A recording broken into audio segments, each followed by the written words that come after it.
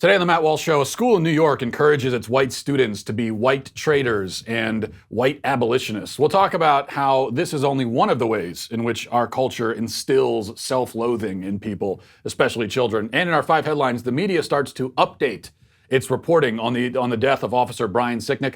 The update is that their original reporting was absolute bunk. Also, Bill Gates tells us plebes that we're going to have to stop eating meat.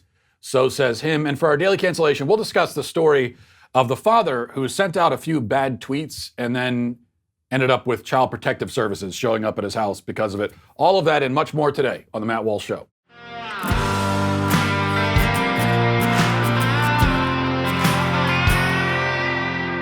First, I want to tell you something about our friends over at LifeLock. Look, there's nothing more important right now than making sure that you protect your online data. That's especially the case right now. There's a text message scam claiming to give away a free year of Netflix that's going around right now. If you receive a text message like this, don't respond, don't click the link. It's one of those things that seems too good to be true. It is too good to be true.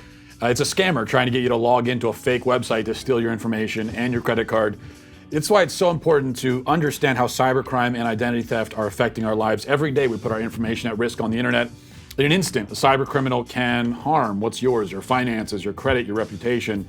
That's why it's so great that there's LifeLock. LifeLock helps detect a wide range of identity threats. So many different things, like for example, if your social security number is for sale on the dark web. Many things that you won't be able to detect on your own. You can check your credit score. You can hopefully keep track of your bank account information, your credit card statements, and all of that. But there's a lot more to protecting your identity that you're not going to be able to do, and that's why you need LifeLock. If they detect that your information has potentially been compromised, they're going to send you an alert, and they're going to take care of it. It is unfortunately very easy for a bad guy to steal your information, and that's why you just need LifeLock. Nobody can prevent all identity theft or monitor all transactions at all businesses, but you can keep what's yours with LifeLock Identity Theft Protection. Join now and save up to 25% off your first year at LifeLock.com/Walsh. That's LifeLock.com/Walsh for 25% off. Well, maybe you've noticed I've made it a habit to base monologues around the reporting of Chris Rufo, who's the City Journal writer, does a lot of reporting on critical race theory and other things. But the reason why I base a lot of my monologues around him is that he's doing some of the most important reporting in media for my money. Granted, the most important reporting in media is kind of like talking about the cleanest highway rest stop bathrooms in New Jersey, kind of a low bar. But in this case, it really is important. So here's his latest. He says, quote, the principal of East Side Community School in New York sent white parents this, quote, tool for action, which tells them that they must become white traitors and then advocates for full white abolition. This is the new language of public education. Okay, white abolition, white traitors. The Federalist also has an article about this. They have more information. They say that the graphic also appears to have been produced and dispersed by the Slow Factory Foundation, a progressive climate and race action group in June of last year, shortly after the death of George Floyd. The organization, which claims it is devoted to dismantling colonial systems of oppression and promoting systemic change towards regenerative social and environmental systems, also often advocates for equity-centered education focused on creating and delivering resources about power structures and historical social context as a key driver of any topic. So this is a group that is now giving material to schools that the schools then sending to parents and using in their classrooms, presumably. It continues, some of the group's initiatives include their study hall conference series devoted to using fashion as a medium for social and environmental change. And they're sponsored by many big-name donors, including Adidas, Tesla, YouTube, TED, other things as well. So this is a far-left organization, and this is what they're putting out, and now this school is using it. As for the graphic itself, it says, this is what they're telling the parents. There is a regime of whiteness, and there are action-oriented white identities. People who identify with whiteness are one of these.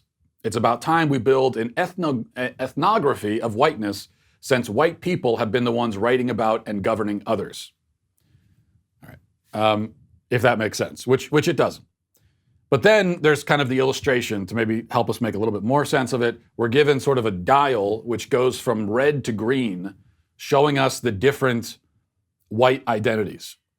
All of the white identities are negative. Okay, so they're all framed in a negative way. And you wouldn't really want to be any of them. But if you're white, then you have to be one of them, at least according to the people promoting this stuff. And if you have to be one, then you need to be in the green, is what we're being told. So here are the white identities. Let me read them to you. Let me pull them up. The white identities. We'll go from red to green. So from bad to worse, or rather from worse to not as bad, but still bad. Okay. Number one, white supremacist. Clearly marked white society that preserves, names, and values white superiority. White voyeurism. Wouldn't challenge a white supremacist, desires non-whiteness because it's interesting, pleasurable, seeks to control the consumption and appropriation of non-whiteness, fascination with culture. Example, consuming black culture without the burden of blackness.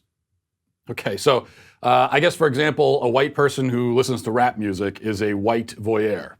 All right. White privilege, that's the third identity. May critique supremacy, but a deep investment in questions of fairness, equality, under the normalization of whiteness and the white rule. Sworn goal of diversity. Okay, so this is actually most white liberals. They're not even in the green yet. They're just above, according to this, they are only slightly above white supremacist. These are the white people that are going around talking about diversity and all this kind of stuff. And apparently that's coming from a place of privilege. Number four, white benefit. Sympathetic to a set of issues, but only privately, won't speak/act in solidarity publicly because benefiting through whiteness in public. Then there's white confessional. This is another white identity. You could be a white confessional if you want. What that means is that there's some exposure of whiteness taking place, but as a way of being accountable to POC after, seeking validation from POC, people of color. White critical. So that now we're getting, let's look at the dial again. All right, white privilege, you're basically, most white liberals are back in the white privilege. They're kind of orangish, but they're still sort of in the red. Now we're getting to white critical. Now we're getting into the green. So now we're getting closer to where the race hustlers want you to be. White critical.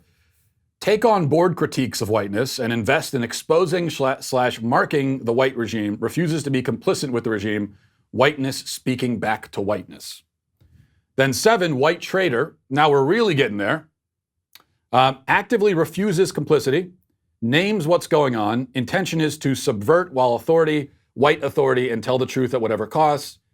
Need them to dismantle institutions. And then finally, this is where they want everyone to be, if you're white, a white abolitionist. This is number 8. This is where you're firmly in the green.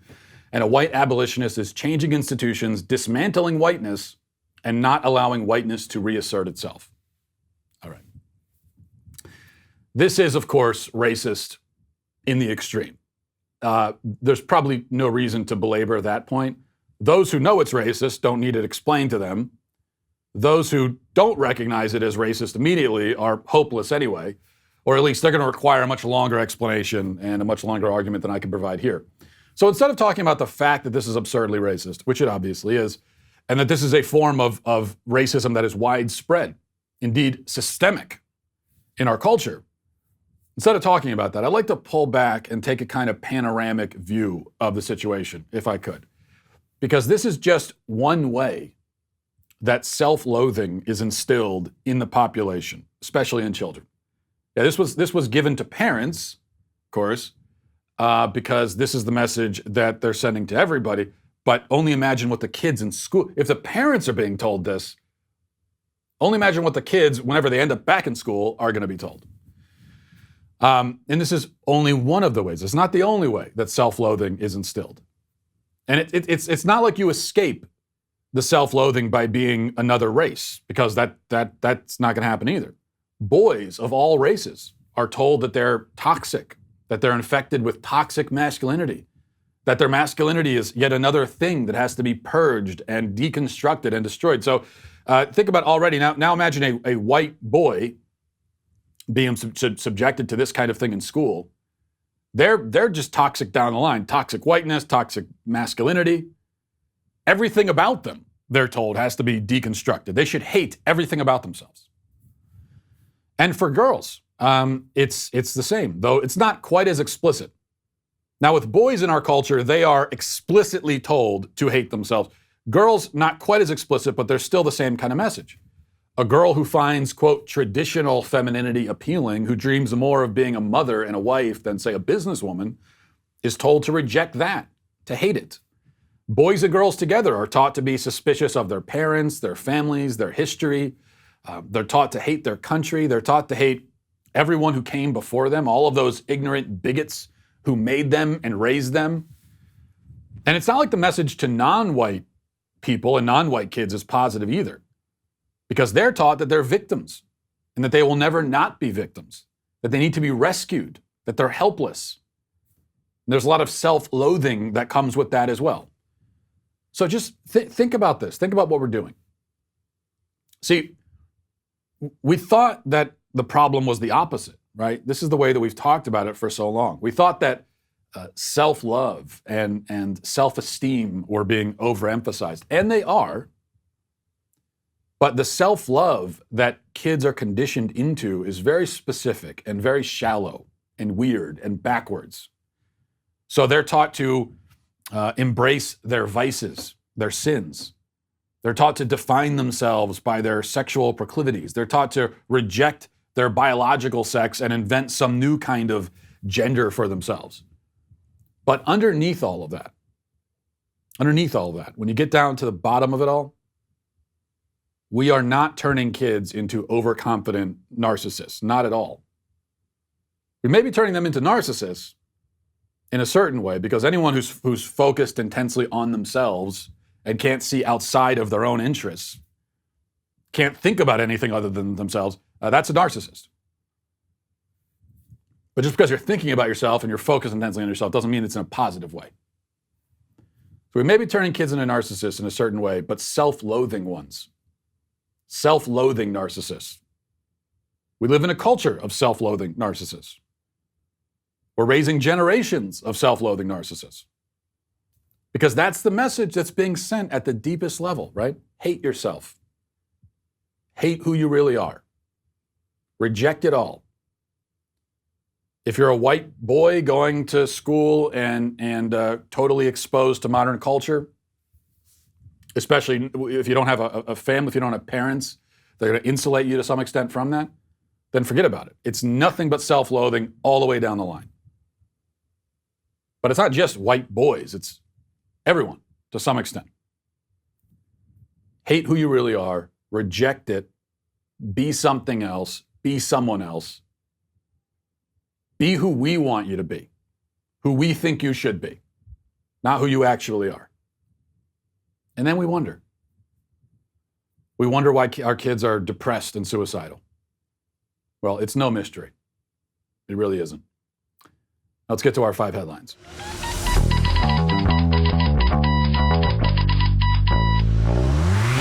I think many of us still think that there are some problems that you might experience, like hair loss, that can't be solved. And if that's happening too, there's nothing you can do about it. Well, that's not the case.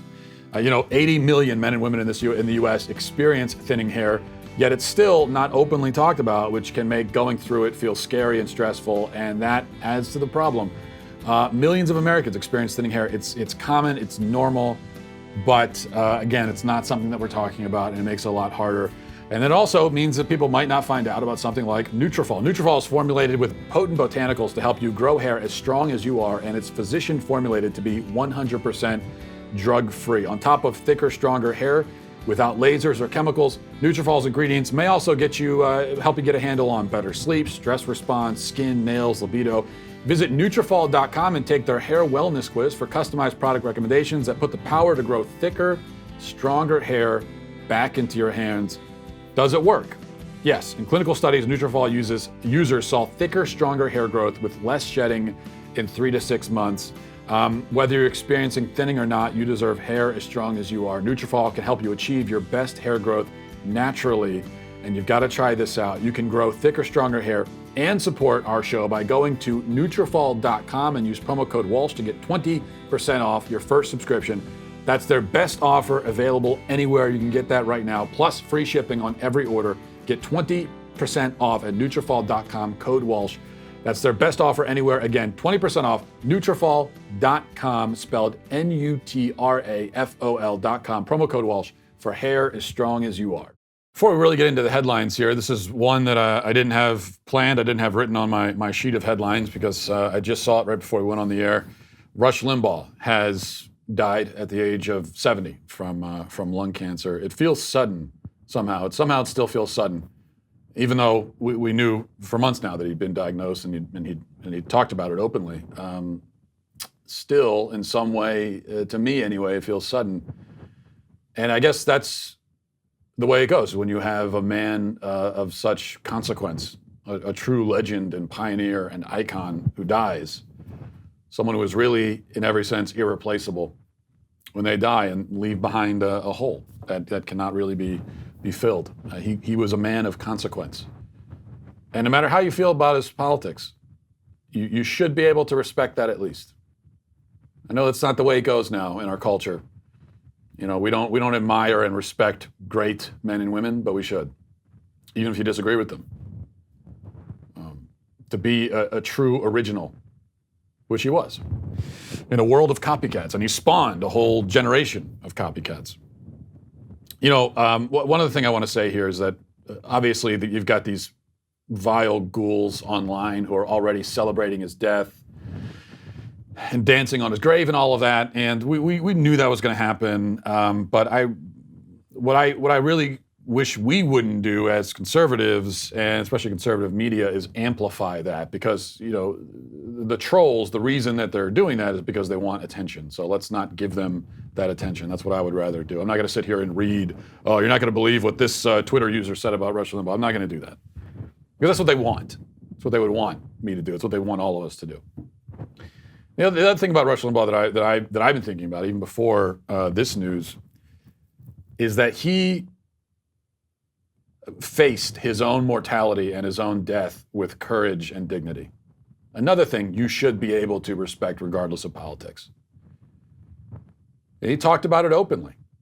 And he wasn't especially one of his last shows right before Christmas, and he was talking about it. It was clear that he wasn't trying to delude himself into thinking that, you know, everything was going to be okay.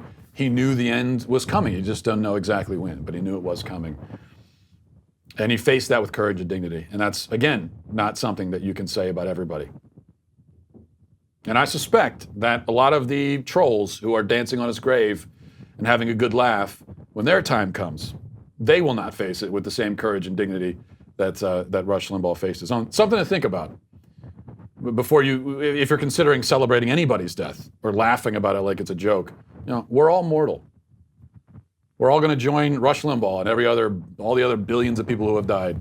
Sooner rather than later, we'll all join them. We all live short lives. We're mortal, and that's the lot that we have been given as mortal beings. So maybe hold off on the laughter a little bit, because your turn is coming. All of us, it is. But just another thing to admire about Rush Limbaugh, that he was able to do that. And he's, again, a legend, icon. There'll be a lot of time to sort of talk about and parse out and analyze his influence, which was immense and in a lot of ways incalculable. But for now, what I'll say is rest in peace to Rush Limbaugh, and prayers for his family. You know, I have to say I'm a little bit of a hypocrite, because I have been criticizing, you know, the Nashville city government here for being completely unprepared, for their lack of winter weather preparedness as we go into like day 3 and I haven't seen a plow touch any road. But we're not much better. You know, I guess I discovered we also were not prepared, and that's why yesterday I took my kids out to go sledding at the park, and we didn't have any sleds. We had no sleds for them, and so we had to take the lids from, you know, the big plastic storage bins that you put stuff in. So we took the lids from big plastic storage bins, and that's what they were sledding on, plastic lids, down at the park. So that's all we had. We all had for them. We couldn't get to Walmart to get them new ones, and even if we did, they'd probably all be out anyway. But then we go down to the park, and of course, a bunch of other kids there, and all the kids have the fanciest sleds you've ever seen in your life.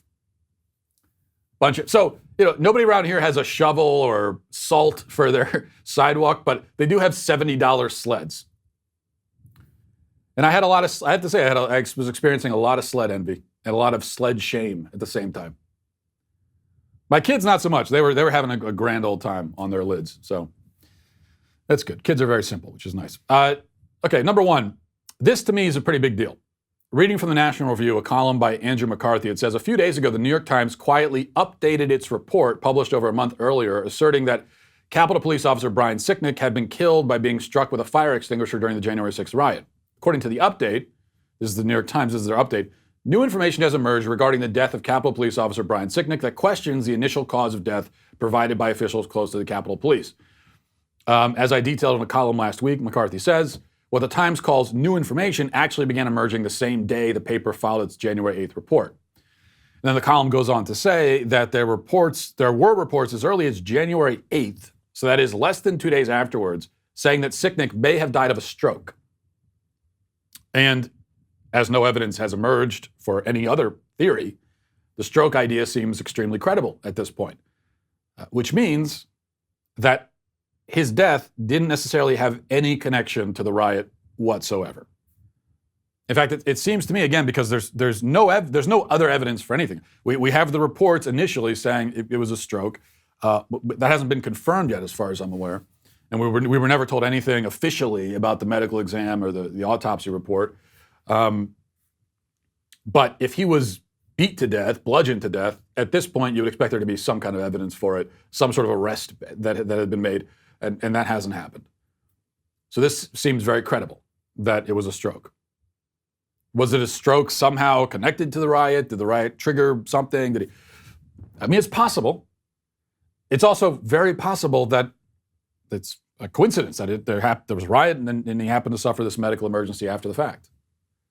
I mean, you have to ask yourself, during the whole course of the BLM riots over the summer, hundreds of cities, was there ever, during all of that, did any police officer after a riot had occurred, maybe at his home or back at the station, suffer a medical emergency and die, a stroke, a heart attack, something like that? Did that happen? Well, we don't know. I mean, it could have easily happened. The point is it would not have been reported. It wouldn't have made the news. But it easily could have happened. There was rioting in Portland for months. During the whole course of all that rioting in Portland, did any police officer die of anything? Seems very likely. I don't know. It seems likely. But it wouldn't be reported. That's the difference. And if the media did report it, they certainly wouldn't assume that there's a connection and report it as a connection. If a Portland police officer went home and 8 hours after he was on duty dealing with a riot, he died of a stroke, the media would not report it as connected to the riot. And we all know that. But what we've seen here, the way that the Democrat Party has exploited this man's death and lied about it. Because let's be real about this fire extinguisher story, this was a lie. It was a fabrication. I don't know who originally fabricated it, but it was a fabrication. Because it just didn't happen. It's not like something similar happened and it was misinterpreted. Nothing like that happened to Officer Brian Sicknick. So this appears to be a total fabrication, total lie. We don't really know where it originated. I don't think it originated with the New York Times. Maybe it did. But we don't know. But what they've done here by exploiting this man's death and lying about it is one of the most craven things we've seen from the Democrat Party. And I realize what a statement that is. But I want to emphasize how despicable this really has been. And it only shows, again, why I don't know how many times we have to see this before it really sinks in with all of us. You cannot take the mainstream media narrative at face value, ever. Okay, anytime there's a report about anything, especially if it's something that has political significance, the Democrat Party is using to push some sort of agenda of theirs. Anytime that happens, whatever the report is, you have to be skeptical. And there were signs early on, like the way that this was reported from the very beginning, Because we're also at a disadvantage. None of us were there. If we don't have our own sources and people on the ground telling us, then how are we supposed to know what happened? We have to, where are we supposed to get our information? And that's part of the problem. But there were signs early on to be skeptical of this. The way it was reported. Yeah, the media was saying that maybe there was a fire extinguisher. We were hearing something about maybe he was hit over the head or whatever. But if you looked at the way it was reported, it was framed in an oddly passive sort of way, where they were telling us that Officer Sicknick was engaging with rioters and then suffered an injury and then later died. And it was just it wasn't exactly being reported that he had been beat to death right there during the riot. There was this little bit of, there was clear uncertainty. Enough to make you stop and go, wait, wait a second, what exactly happened here? Never take the mainstream media narrative at face value. Always be skeptical. You can't go wrong, right? There's no real disadvantage to just being skeptical. Doesn't mean you automatically disbelieve every single thing you're told by the mainstream media, but always skeptical, especially when there's political significance. Okay, from the Daily Wire, it says, in a never-before-seen 1992 home video, Dylan Farrow, the adopted daughter of Woody Allen and Mia Farrow, is heard as a 7-year-old telling her mother that Allen, quote, touched her private parts, telling her, this Allen told her, allegedly, do not move, I have to do this. The young girl then poignantly tells her mother, I didn't want him to do it, Mama, I didn't like it. The video is featured in a new 4-part HBO documentary series about the Oscar-winning director titled Allen vs. Farrow that premieres Sunday on HBO. The series will feature recordings that Mia secretly made of her phone conversations with Allen, including one in which she tells him that Dylan is not all right after the alleged incident. Mia Farrow and Allen, who had been together since 1979, split after she found out that he was having an affair with her adopted daughter, Sunyi Previn. At the time, Allen was 55 and Sunyi Previn was 21. And then it goes into, if you want to watch this documentary, it goes into great detail about Woody Allen. It's pretty clear to me. Of course, we got to attach allegedly to all these claims and everything. And regardless, though, I mean, this is a guy, 55 years old, marries his girlfriend's adopted daughter, who's 34 years younger than him. That's enough right there to know this guy is a degenerate, creepy freak. Already from that. And then you add in the allegations. I personally find them quite credible, given what we know about Woody Allen. But think about all the Hollywood A-listers that have worked with this guy. I mean, almost everyone in Hollywood has. Almost all the big names have at some point worked on a Woody Allen project. And yet these people will still lecture us. And even while even once Me Too happened and during the Me Too hysteria, Woody Allen was still putting movies out. And a lot of the Me Too champions were still starring in them. Number 3, Claudia Conway, the daughter of Kellyanne Conway and George Conway, auditioned on American Idol a couple nights ago. Now, American Idol came in for some criticism by people calling this exploitative and gross to bring this girl in as fodder for tabloids to bring attention to the show, exploiting her troubled situation. And I guess the question of whether it's exploitative to have Claudia Conway on American Idol, it certainly seems exploitative to me. But it really depends on whether Claudia Conway is actually a burgeoning pop star. I mean, if she really is massively talented as a singer, then maybe you can't blame them for bringing her on, if she's actually that good. But if she's not, then you have to ask why she made the show at all. And I know that they do bring on some bad singers on purpose so that everyone can laugh at them. But then you have to ask, why did they pick her? See, that would seem especially exploitative.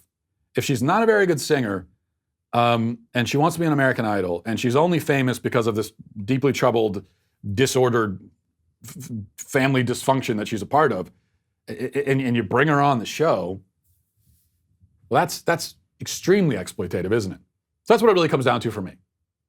Is she a good singer or not? And this is not to make fun of her or anything, but I think that's how you can tell if this is blatant exploitation or not. And so let's She did the audition a couple nights ago, and let's take a listen. You sound like a song. My God, this reminds me of when we were young. Let me photograph you in this light in case it is the last time that we might be exactly like we were before we realized we were scared of getting old. It made us restless. Yes. Yeah. Yes, it was exploitation. It was exploitation, and I don't mean this. This is not about mocking this girl who I feel bad for. She didn't ask to be a part of this, and well, she may have asked to be a part of it. She asked to be a part of American Idol, and she has been on social media bringing attention to herself. But she's a kid. You know, the kids don't know any better. What she didn't ask for is to be in this deeply dysfunctional family situation with a mother and father who apparently seem to hate each other and are pretty public about it. Or at least I would say it seems that the father hates the mother and is pretty public about that. But in any case, this is Claudia Conway is not going to be a pop star. I think we could tell from that audition. She's a better singer. She's a fine singer. She's a better singer than I am. She's got a better shot at pop stardom than I do, but even so, she's not going to be a pop star. And they brought her on anyway. And so, yes, confirmed exploitation. Number 4, here's some bad news from Jen Psaki. Listen. I think one point the Europeans would like to better understand it, what he means with foreign policy for the middle class. Does it mean to uphold Donald Trump's tariffs, like in the case of aluminum from the UAE? The Biden administration used the same reasoning as the Trump administration. I can assure you that this president is not looking to the last presidency as the model for his foreign policy moving forward. President Biden has been working in the global arena for decades, and what he means by foreign policy for the middle class is ensuring that our team working on economic issues, our team working on national security issues, our teams thinking about how policies impact the American people are talking, and that we make decisions and make policies through that prism. We are certainly reviewing a range of tariffs that have been put in place by the past administration. I don't have any updates on that for you, but what the president is speaking to is the importance of contemplating, integrating our domestic and national security teams and the policy making and the process that they go through. And his view that we are stronger globally if we take care of our house here at home. So that is part of his objective as well. Well, that is bad news. Trump is not a model for their foreign policy. Why not? Why? I think if he's a model for anything, it's actually foreign policy. But I think there are a lot of aspects of Donald Trump that you wouldn't want to model yourself after or your presidential administration after. But foreign policy, absolutely. We went through 4 years without a new war, peace deals in the Middle East. That's pretty damn successful. One thing I think you can't deny is that he is the most successful foreign policy president that we've had in generations. And it's a sad statement, though, right?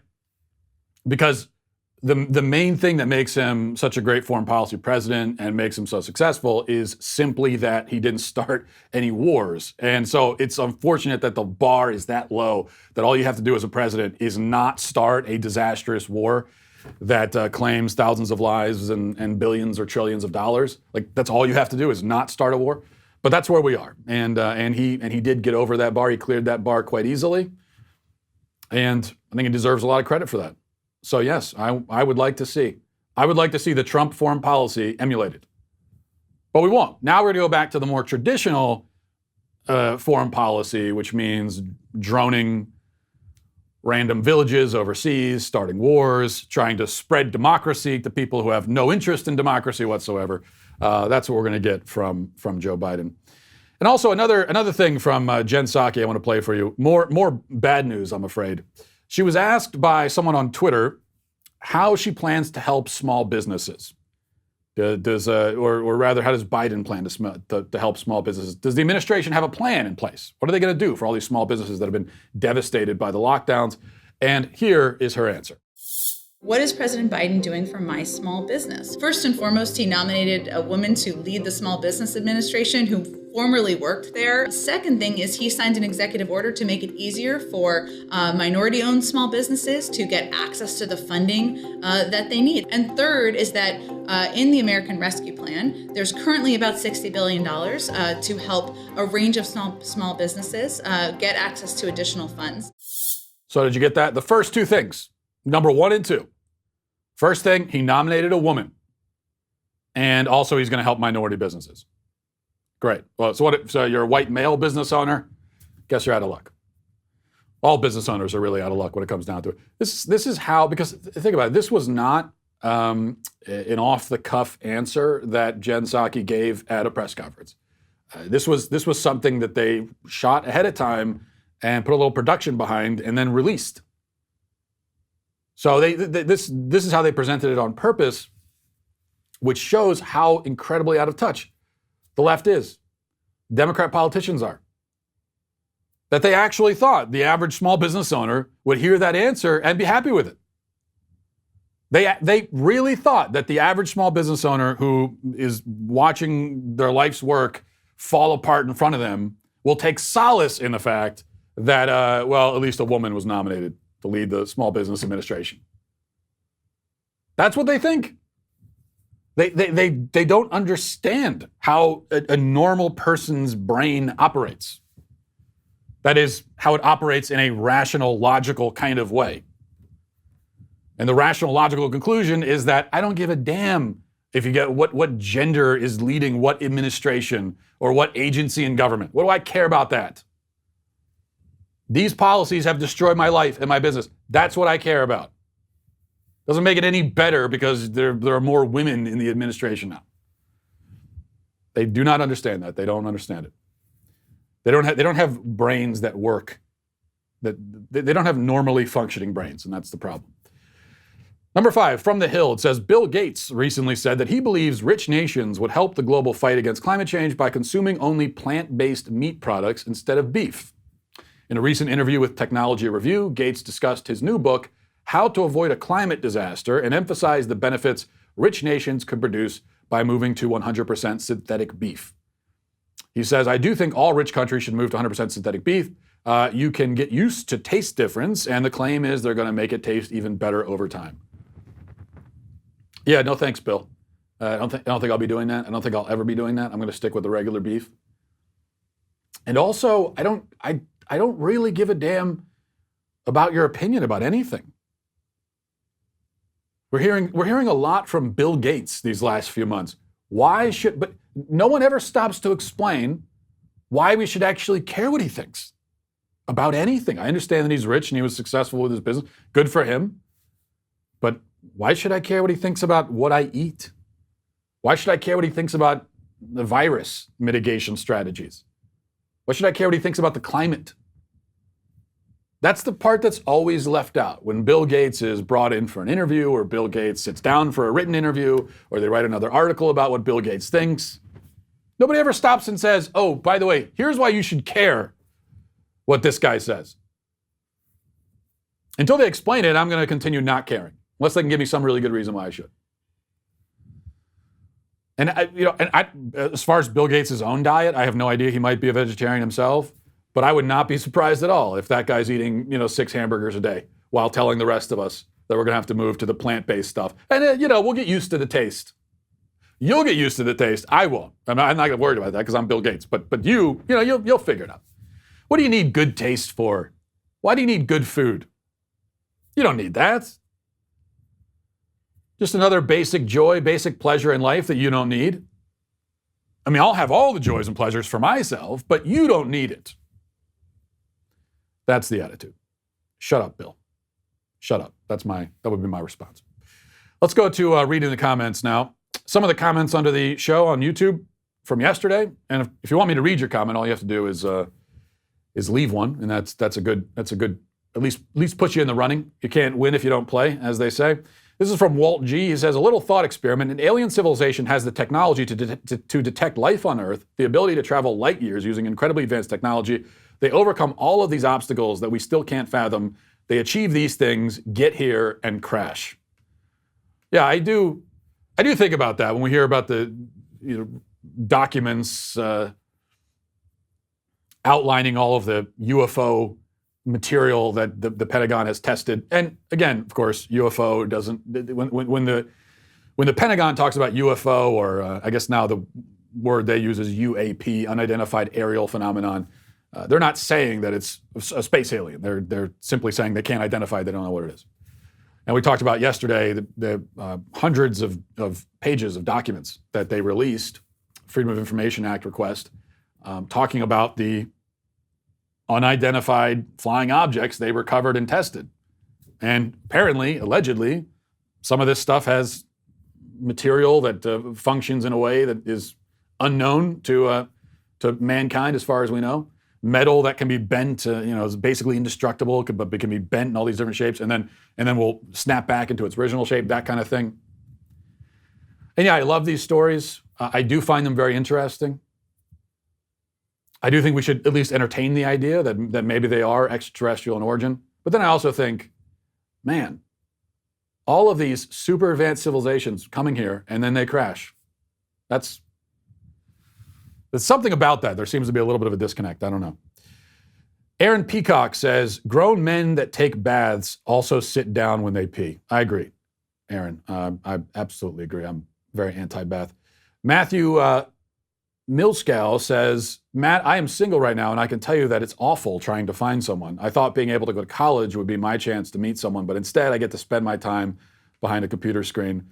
Yeah, I don't envy you for that at all. And I feel, I do. I feel terrible for people that are in this situation, especially, maybe like you're supposed to have your first year at college, looking forward to meeting people, and now you're just sitting behind a computer screen. But it kind of relates back to the meat thing from Bill Gates, where he says, yeah, hamburgers and meat taste good. It's a little joy that you have in your life, but you don't need that. We could take another little joy away from you. And the people that have engineered the lockdowns and push them and keep them in place, they have the same attitude about little joys, little human things like going out and meeting people. They say, you don't really need that. You can survive in your house until you can't anymore, but until then, you can survive. You'll have all the food. Food doesn't even need to taste good. See, the elites, as far as they're concerned, if they simply keep you alive, then they've done their job. As long as you're still alive, then you have nothing to complain about. While they, again, enjoy all of the pleasures and everything that life has to offer. They also have not been staying home, these people. Bill Gates has been flying all over the place, doing interviews. They're still going to work. They're having press conferences. In fact, they're more active than they've ever been. But you don't need that. Little things like companionship. Who needs that? Well, in fact, everyone does. People need that. Human beings need companionship. That is an actual human need. Dano says, hey, Matt, you canceling your own fans/followers gives me anxiety. Please don't cancel me. Losing Trump and losing my ability to watch your show will destroy my life. Well, Dano, when you beg to be canceled, that's only a recipe for getting canceled and banned from the show. So you're gone. But thanks anyway for listening and commenting for your final time. I'm not big on New Year's resolutions because I think that if there's something that you actually intend to do, then you're not going to save it for some moment. I'm going to start doing it on the new year. No, if you want to do something, if you want to improve your life, you can start right now. And so we don't need to call this a New Year's resolution. How about a right now resolution? One of them is to learn, to grow your knowledge, to become a more well-rounded person. This is a process we should always be involved in. Because learning is not something that you simply do at school. It's something you should be doing every single day. And that's why I am a big fan of Great Courses, have been for a long time. And I really love their newest offer, which is the Great Courses Plus. With the Great Courses Plus, You have unlimited access to thousands of video and audio lectures on hundreds of fascinating topics. Some of the topics I've taken great courses, classes on, history, biblical history, American history, ancient history, science, psychology, pretty much anything you could possibly ask. Whatever the subject is that you're interested in or you think you might be interested in, they've probably got a course on it. Plus, with the Great Courses Plus app, you're free to watch, listen, and learn on any device at any time. It's very easy to do, no matter where you are in the world. The courses are taught by the best professors and top experts in their fields. And it's all the materials extensively vetted and researched. So this is not like going on Wikipedia to learn something. This is really learning it. I'm so glad I found a more productive way to spend my time, and I want you to do the same with the Great Courses Plus. Get started with a free month of unlimited access. Just visit my special URL. Here it is, thegreatcoursesplus.com/Walsh. That's a whole month to learn anything you want for free, so sign up now. I can't urge you enough to do it. You got to check it out. Remember, thegreatcoursesplus.com/Walsh.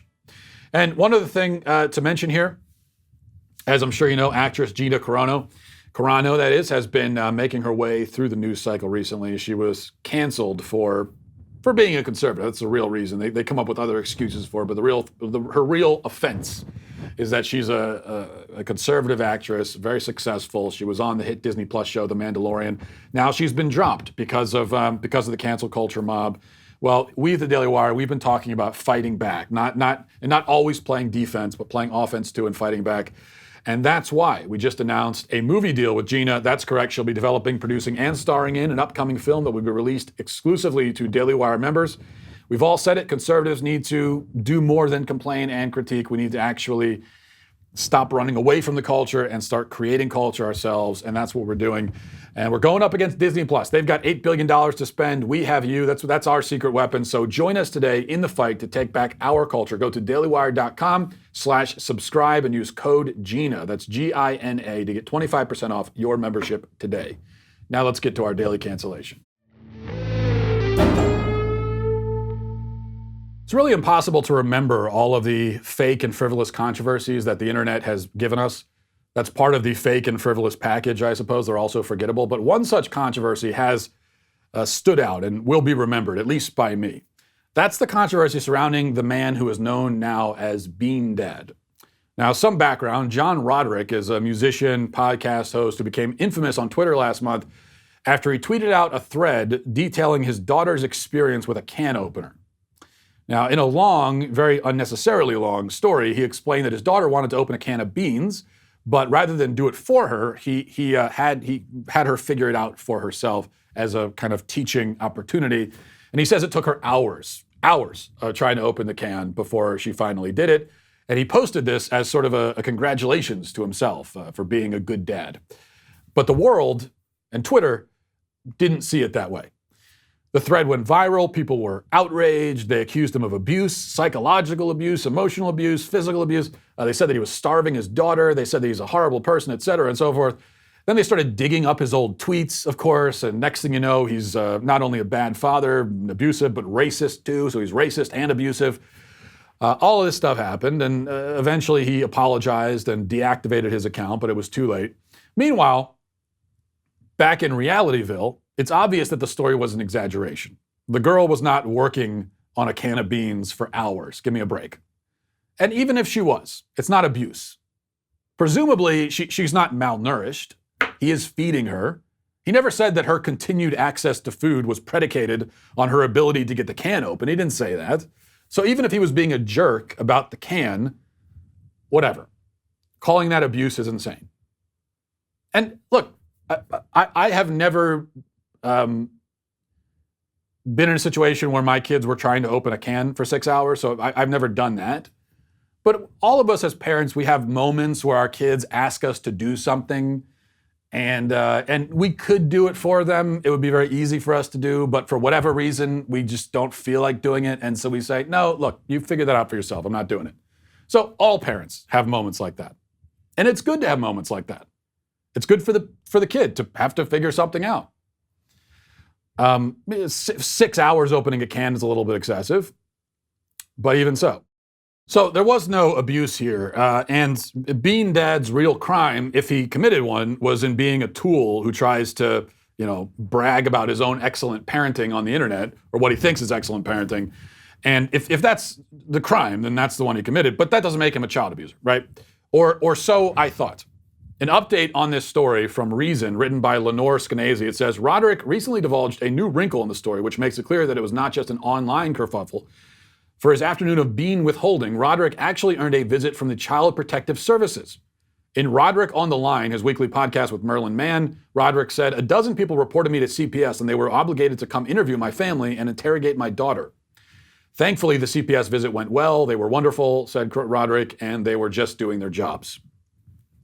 Apparently, one investigator told Roderick's daughter for about an hour, or rather spoke to Roderick's daughter for about an hour privately, asking questions like, "What do you like about your dad?" and "What do you not like about your dad?" Roderick's daughter told him about this afterward. Turns out she doesn't like the fact that he gets tired of playing Legos faster than she does. Okay, so that's a report from Reason. Child Protective Services. Because he made his daughter open a can of beans on her own. This is the kind of thing that keeps parents up at night, right? This right here. Not because we have similar family drama involving cans of beans, and not because we're abusive, but because CPS can be summoned to our homes very easily and for the most trivial of reasons. And once they show up, your parental rights are on the line. Of course, they're not suspended. Now, so CPS does not have the right to enter your home without permission or to speak to your child without permission. And that's something that parents, I think a lot of parents don't realize. And CPS, I think, counts on parents not realizing that. And they show up and knock on the door and they say, "Can we come in? Can we talk to your kid?" And parents, because they are scared and they feel like their back's against the wall now, they'll say, "Sure, come in." And you don't have to do that. And it's a mistake to let CPS in that situation. Because think about it, they're, according to John Roderick, they're sitting down, they're talking to his daughter for an hour, saying things like, "What do you..." These are fishing, leading kinds of questions. "What do you not like about your dad?" I mean, who knows what kind of thing a kid will say in response to that? Kids are imaginative. Kids, they don't really understand what the consequences are. They don't really know what's going on. A kid could be, CPS could come in at a moment when the child is angry at the parent, not because they're being abused, but because kids get angry about, not being allowed to watch TV when they want to or something. And who knows what they'll say. So the minute you say, "Sure, sit down and talk to my kid for an hour," that could go anywhere. I mean, that could be the last time you see your kid for a long time, depending on how that goes. But even if you don't let the CPS in, they can go and they're not going to leave you alone after that. They can go get a court order. They can continue harassing if they choose. Once CPS is in your life, it can be very difficult to get them out. And just the simple fact that they showed up at your door carries a stigma that may never go away, even if, again, you're totally innocent. As the article in Reason lays out, the system is broken. Anyone can report abuse. They can do it anonymously. They can do it as many times as they want, and all reports are investigated, no matter how obviously frivolous they are. This was a report based on a publicly available internet post. Okay, the people calling CPS on Bean Dad, they were doing it based on a tweet. There is no good reason for the government to respond to that at all. If we allowed just a little bit of judgment and discretion, then CPS could have looked at the report, looked at the tweet in question, and said, "Never mind, this is absurd." "Oh, that's what you're calling about? That? What?" No, we're not gonna go knock on the guy's door. But instead, everything these days, especially in government, operates according to the zero tolerance policy, the zero tolerance sort of philosophy. And what that means is that all situations will be treated exactly the same. No discernment, no discretion, no human judgment will enter the equation at all. We are to act as robots, according to the programming. The Reason article references a report in the New York Daily News that's very relevant here. It says, quote, "Over the past 40 years, more and more people have been calling the child abuse hotlines, not because there's so much child abuse going on, but because they've been conditioned to report almost anything, a kid with a scrape, a kid walking the dog, as possible abuse or neglect. Better safe than sorry. But how safe? How sorry? According to one estimate, more than half of all African-American children, 53%, will be visited by Child Protective Services at some point in their childhood. That compared to 37% of all children, which is already outrageous. Now, 37% of all children sounds enormously high. I almost have to doubt that it could 37%? Maybe that is as bad as it's gotten. All told, it says 7.8 million kids get reported to Child Protective Services each year, and that is literally 7 million kids too many. The mind-bogglingly vast majority of calls turn out to not be cases of abuse or neglect at all. While tragically child abuse and neglect deaths do occur, these cases represent 2 out of every 100,000 hotline calls. 2 out of 100,000. And as the number of calls has gone up in the last 2 decades, the number of deaths has not gone down. That's right, abuse deaths increased, possibly because caseworkers are stretched so thin. The important thing to remember here is that all of these millions of frivolous child abuse reports and investigations are not victimless. It's not like nobody is hurt by just checking on the claim. Right? Better safe than sorry. No, that's not always the case. When it's a frivolous child abuse claim or report, and then this innocent parent ends up in the crosshairs of CPS and their parental rights are on the line, and they could possibly lose their parental rights and lose their children, even though they didn't do anything wrong. That is not better safe than sorry. Lots of families are hurt, destroyed, ripped apart. Once the parents become officially suspected child abusers, that's what happens. The system is indeed broken. Fixing it will be complicated work, but one thing that's needed in order to fix it is a return to situational judgment, discretion, not treating everything the same as everything else. Not all child abuse reports are created equal. They're not all the same. Okay, a kid goes to school and he's got very suspicious looking bruises, or he looks to be malnourished or something like that, that's clearly, you call CPS for that. But someone writes a tweet about their kid opening a can of beans, or you see an 8-year-old that was allowed to go down to the playground, 100 yards from the house by himself, walk the dog down the street. He's got a scrape on his knee. No, those are not the same. So this is one thing: situational judgment, discretion, letting human beings discern and make judgments based on that. Not all child abuse reports are created equal. The Bean Dad case shows that, as so many other cases show that as well. And that's why the people who reported Bean Dad are officially canceled. And that's going to do it for us today. Thanks for watching, everybody. Thanks for listening. Have a great day. Stay safe out there. Godspeed.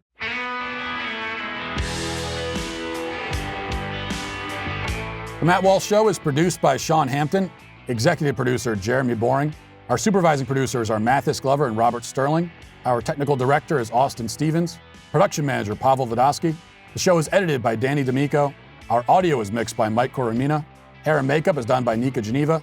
And our production coordinator is McKenna Waters. The Matt Walsh Show is a Daily Wire production. Copyright Daily Wire 2021. Today on The Ben Shapiro Show, Texas freezes as the power grid buckles, and the Washington Post worries that conservatives are complaining too much about cancel culture. So you're canceled. That's today on The Ben Shapiro Show. Tune in.